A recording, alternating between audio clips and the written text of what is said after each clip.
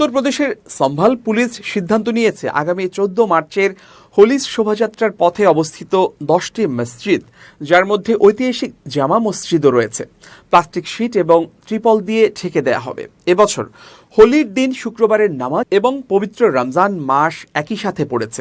Police জানিয়েছে, দুই ধর্মীয় অনুষ্ঠানের নির্বিঘ্ন সম্পন্নের জন্য এই সিদ্ধান্ত নেওয়া হয়েছে। সম্ভালের অতিরিক্ত পুলিশ সুপার শ্রীশ চন্দ্র জানিয়েছেন, উভয় সম্প্রদায়ের পারস্পরিক সমঝোতার ভিত্তিতে এই সিদ্ধান্ত গৃহীত হয়েছে এবং শোভাযাত্রার পথে থাকা সব ধর্মীয় স্থানে প্লাস্টিক শীট দেয়া হবে। সম্ভাল সাব ডিভিশন ম্যাজিস্ট্রেট বন্দনা মিশ্র জানিয়েছেন, উত্তরপ্রদেশের পুলিশ 1015 জনকে আটক করেছে।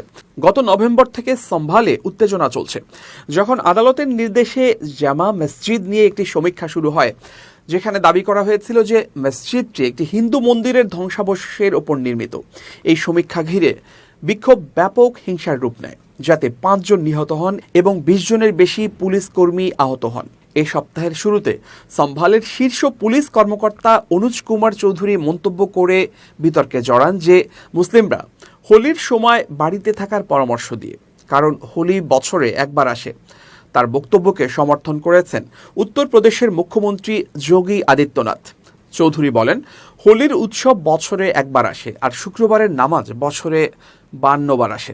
আমরা স্পষ্টভাবে জানিয়েছি, যখন মানুষ হোলি খেলবে আর যদি মুসলিমরা না চায় তাদের ওপর রং পড়ুক, তবে তাদের বাড়িতে থাকা উচিত।